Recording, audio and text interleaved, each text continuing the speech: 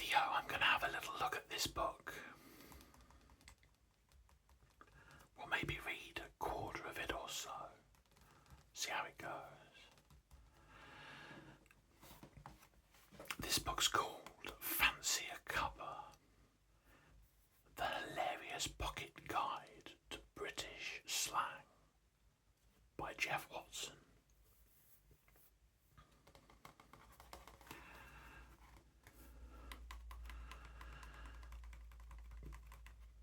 Illustrated by Sam Davies and Jeff Watson.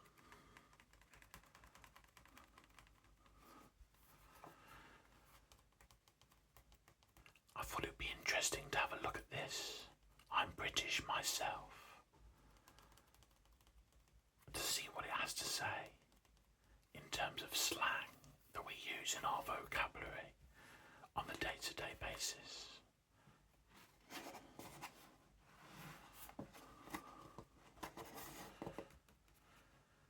Fancy A Cuppa, The Hilarious Guide to British Slang by Jeff Watson.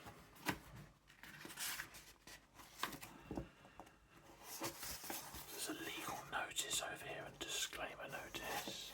The table of contents, we've got an introduction, we've got emotions and feelings. Down the pub, weather, tea time, what you wearing. Same words, different meanings. Time, money, behind closed doors, explicit, when things go wrong, and unusual words of insult.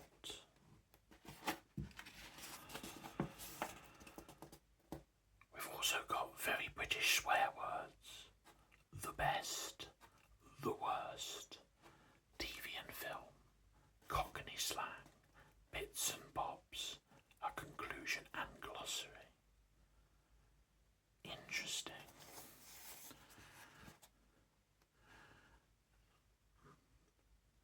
So there's an introduction here, and then to chapter 2. Okay, well we'll have a look and we'll see if we'll do a few chapters today. I want to make this a bit of a series, so we won't do everything. We'll just do a little video for you to relax, to unwind, whilst I have a little read here.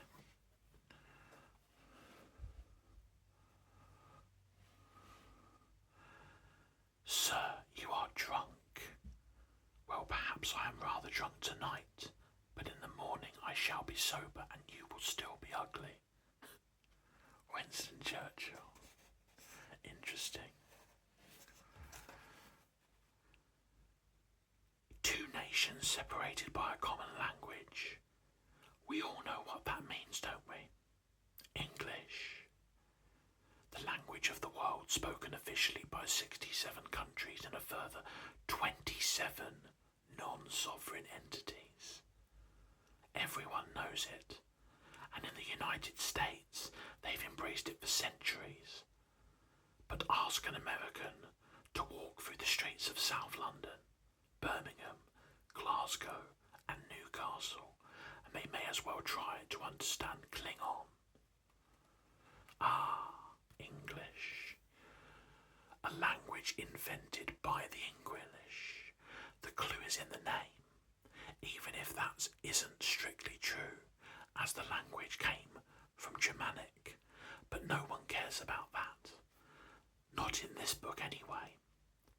It's a language that's become more or less universal, and one that a lot of people now understand, except for when they come to the United Kingdom.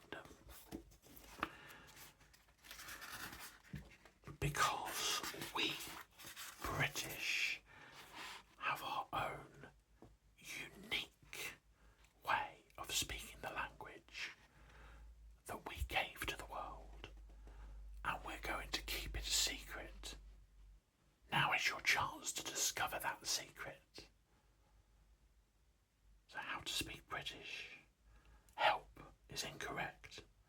Excuse me, sir, I'm terribly sorry to bother you, but I wonder if you would mind helping me for just a moment, so long as it's not no trouble to yourself, of course. Certainly.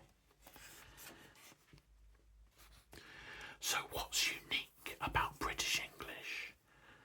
Well, there are some phrases that have changed over the years, yet somehow mean the same. For instance, we, us Brits, say, I couldn't care less, whilst the Americans say, I couldn't care more. If you want to sound really British, you could say, I couldn't give a monkey's. Why the great people of the USA decided to replace the last word is a mystery that no one is bothered about. We say do the maths, because the full word is mathematics, right? But in the US they say math. Why? No idea. Words change their meanings and their sounds over time.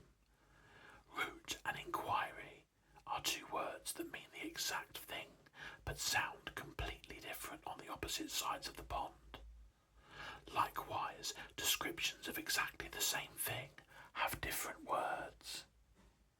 Pavement, sidewalk, trousers, pants, rubbish, garbage, aeroplane, airplane, car boot, car trunk, motorway, freeway, mobile phone, cell phone, etc., etc., etc. Oh, and let's not get into the fag, fanny or butt just yet. The point is, the two countries may as well have completely separate languages, yet somehow we understand each other. It might not be the case though if you're visiting the United Kingdom of Great Britain and Northern Ireland for the first time. This is where we can help you. This is the interesting part. Read on, learn the lingo. You're in for a treat. Interesting. Well, let's start then. Okay, so chapter 2, emotions and feelings. The smell nearly distracted me from my task. But no, I remained steadfast. Stiff upper lip, Watson. Action answers. Then bacon. G.S. Denning, the hellhound of the Baskervilles. Despite the popular myth that British people don't show their feelings, they do, albeit in a far more reserved way. They don't whoop and holler. They don't cry and weep in public, not often. And their show of love and affection is usually behind closed doors. Let's look at the expressions that prove deep down the British do have a heart. Expression over the moon. Not used as often now as it was the preserve of the football soccer manager or player 20 years ago who had just seen his team win a game. It means they are happy, overjoyed. If someone asks a Brit how they're feeling and they reply, I am over the moon, then you know that they have either had a good day or if they have mastered the art of space travel. Or they are just being sarcastic, which makes up 99% of British humour. It originated from Ireland in the 18th century and came from a quote unattributed that said the author was so happy he could jump over the moon. Gobsmacked. This odd word is still used today, even though it came from the counties of Yorkshire and Lincolnshire from so long ago that nobody is bothered anymore. It means they are stunned or shocked by an event. If you suddenly open your front door and a polar bear was stood drinking a cup of tea and reading a newspaper, you would be gobsmacked. A feeling of being smacked in the gob. Your gob, by the way, is your mouth.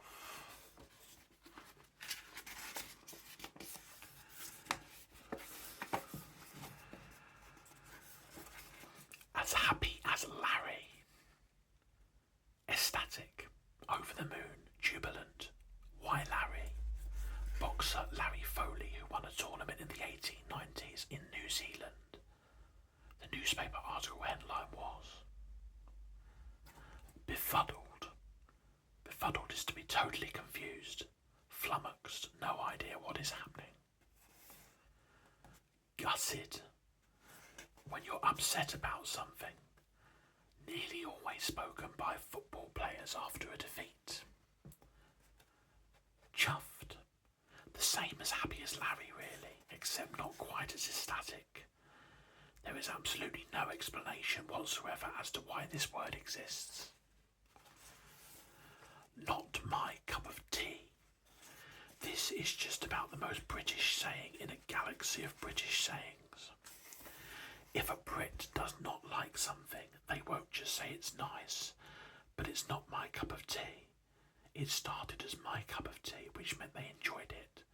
Obviously, there has to be a negative. In case you haven't noticed, the British are very pessimistic. And then we got under the weather. Bearing in mind the British obsession with the weather, of which we will learn in a later chapter, this saying is perfect. It means that the person isn't feeling too well. So instead of saying I've got the flu, I've vomited 12 times this morning, I've got diarrhea, and I feel like dying, the Brit will understate that with I'm a little under the weather. Its origin from sailors who, when they fell ill, would go below deck to protect themselves from the weather. The Royal Navy's influence is still there today. Interesting.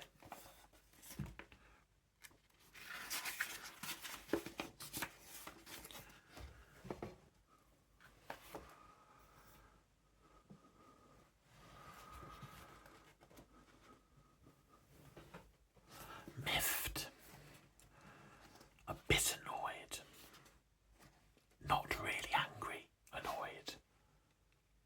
But more like you're just a tad disappointed.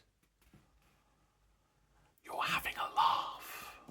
This is a saying I say a lot. This is a good one. You're having a laugh. This definitely doesn't mean that the person it is spoken to is actually laughing. It's the total opposite. It's the kind of expression that is used when the car mechanic gives you a bill for £500 for replacing a headlight bulb. How much? You're having a laugh, mate.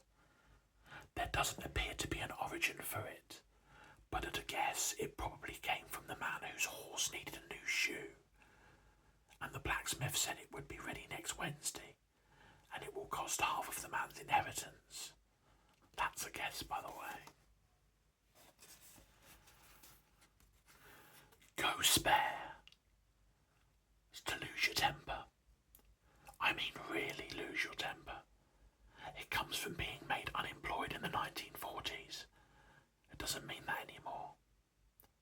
You might go spare when the shit hits the fan, causing a right old mess, or everything goes pear-shaped.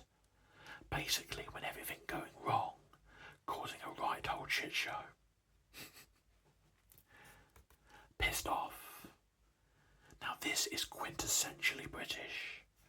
It's when you're so very annoyed with a particular situation that you say, I'm really pissed off now. Nothing to do with drink, alcohol, or anything that makes you inebriated. It's to do with anger. So if you want to sound British when you're angry, don't just say I'm pissed, but add that small word off at the end, and everyone will know that you're not mucking around or pissing around. Throwing a wobbly. You're having a tantrum. It comes from being mentally unbalanced, but thankfully that's not a connection that's made anymore. I'm cream-crackered or knackered. Knackered, it used to be a sexual term, and also horses who went to the knacker's yard, but now it just simply means tired. Cream-crackered is for those trying to be funny. Float my boat. This one came from America. It means that something excites or appeals to you, often sexually. Now tell us Brits why we use it more.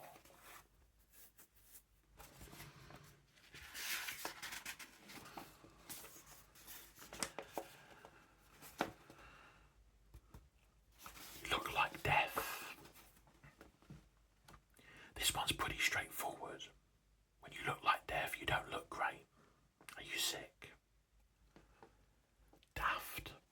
means to be stupid but quite light, almost playful. Buzzing. When you say I'm buzzing, basically you're extremely excited, usually after your favourite football team wins. I'm at a loose end. It means I've got nothing to do. I'm bored and have time. Like a lot of British sayings, it comes from the Navy. When there was nothing to do, the captain would get the sailors to check loose ends of the rigging.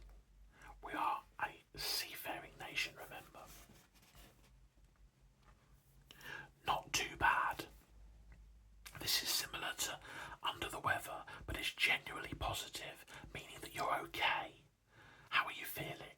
Not too bad. End of conversation. His ears are burning. Not literally, of course, because that would be a little odd. It means that someone is talking about them. Their ears then go red. Why? Ask the Romans. They first used the expression in 78 BC. Tickety-boo means I'm fine, I'm okay, all is good. Comes from Scotland originally, so might be worth asking a Scot next time you see one. Another way of saying it would be that everything is hunky-dory. We like to use that one a lot. It's much more common than tickety-boo, which is now reserved for the aging and those trying to be funny.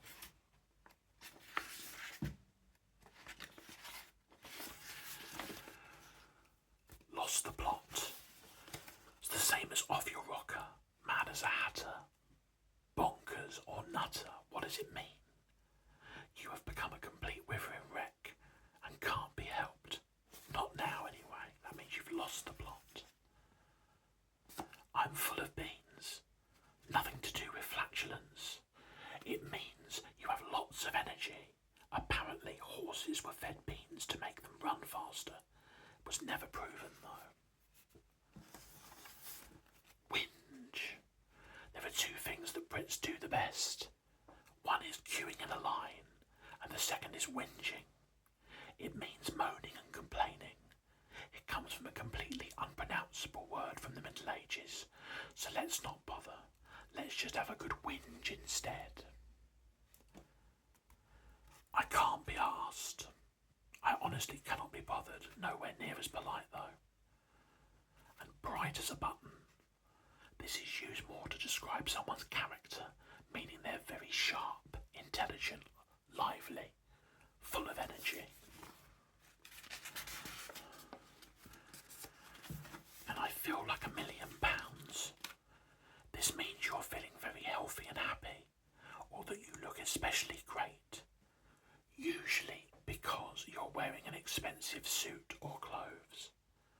Of course, the Americans have their own version of this, replacing pounds with dollars or bucks. You can look forward to British slang terms for money in Chapter 9.